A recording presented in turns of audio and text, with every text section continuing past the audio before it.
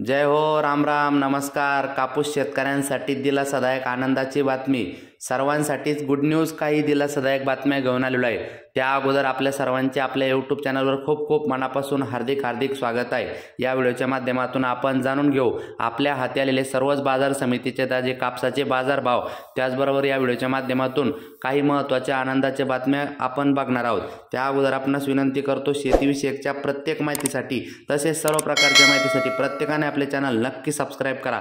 एकदा आनंदाची बातमी तुम्हाला ही पण सांगतो, महिला भगिनींसाठी एप्रिल महिन्याचा मुख्यमंत्री माझी लाडकी बहीण सन्मान निधी पात्र लाभार्थी लाडक्या बहिणीच्या आधार लिंक असलेल्या बँक खात्यामध्ये जमा करण्याची प्रक्रिया आजपासून सुरू करण्यात येत आहे। पुढील 2 ते 3 दिवसात ही प्रक्रिया पूर्ण होईल।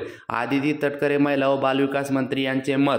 मित्रांनो, पुढची बातमी, कापूस शेतकऱ्यांसाठी देशातील कापसाची उत्पादकता वाढवणे शक्य, साऊथ एशिया बायोटेक्नॉलॉजिकल सेंटरच्या अभ्यासातील निरीक्षण। मित्रांनो, हे सविस्तर समजून घ्या। पुढे कापसाचे बाजारभाव सांगतो, व्हिडिओ पूर्ण बघा।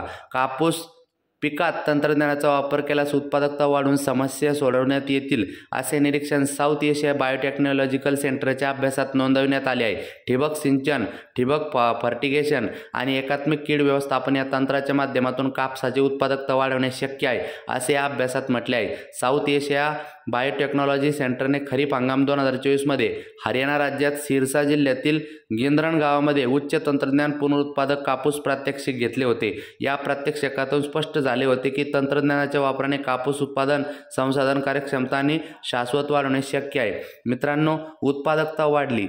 ठिबक फर्टिगेशनला अत्याधुनिक शेतीची जोड दिल्यानंतर उत्पादकता वाढीलाही मदत झाली।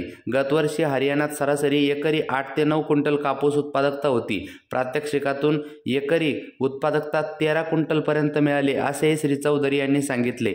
मित्रांनो, आशेचा किरण, कापूस उत्पादनात पाण्याचा आणि खतांचा कार्यक्षम वापर वाढवण्यासाठी एक आदर्श उत्पादन पद्धती म्हणून ठिबक फर्टिगेशनचा वापर करावा।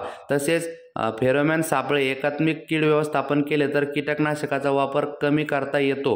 ठिबक फर्टिगेशन सोबतच कापूस पिकाला शाश्वत सिंचनाची उपलब्धता आणि हवामान बदलाची समस्या कमी करण्यासाठी पाणी साठवणे शक्य आणि सोलर सिंचन पद्धती आवश्यक आहे।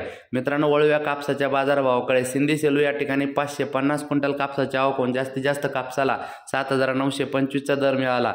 वर्धा येथे 200 क्विंटल आवक होऊन जास्तीत जास्त 8,000 रुपयाचा दर मिळाला। तर पुढील बाजार समिती मित्रांनो, उमरेड 124 क्विंटल कापसाची आवक होऊन जास्तीत जास्त 7,700 रुपये। त्यानंतर पुढील बाजार समिती मित्रांनो, उमरेड नंतर समुद्रपूर 200 क्विंटल कापसाची आवक झाली आणि कापसाला जास्तीत जास्त 7,800 रुपयाचा दर मिळताना दिसत आहे। त्यानंतर मित्रांनो, सावनेर 850 क्विंटल कापसाची आवक होऊन जास्तीत जास्त कापसाला 7,400 रुपयाचा दर मिळताना दिसत आहे। त्यानंतर मित्रांनो, अमरावती 115 क्विंटल कापसाची आवक होऊन जास्तीत जास्त 8,050 चा दर मिळताना दिसत आहे। त्यानंतर मित्रांनो, पुढील बाजार समिती धारूर डिस्ट्रिक्ट बीड खाजगी बाजार 7,750 रुपये जास्तीत जास्त। त्यानंतर मित्रांनो, यवतमाळ पांढरकवडा खाजगी बाजार जास्तीत जास्त 7,625 रुपये।